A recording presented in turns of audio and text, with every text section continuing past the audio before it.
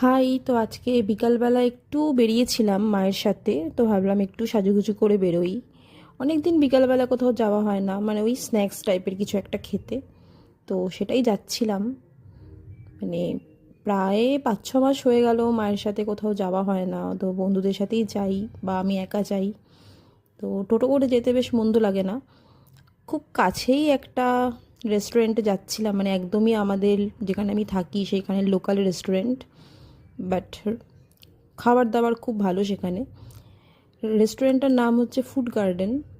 এটা যারা রূপনারায়ণপুরে থাকে তারা মোটামুটি সবাই চেনে এটা। এই যে মাকে দেখতে পাচ্ছ তোমরা, রাগী মুখ নিয়ে বসে আছে।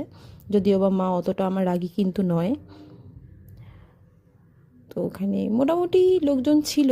আর আমি অর্ডার দিয়েছিলাম একটা মিন্ট মোহিতো। আমি আর মা দুজনেই মিন্ট মোহিতো খেতে খুবই পছন্দ করি।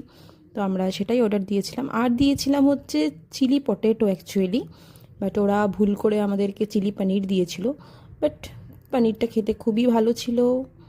অ্যাকচুয়ালি ওদের খাবার খুব ভালো। তো ব্যাস হয়ে গেল। আর কি, বাড়ি চলে এলাম।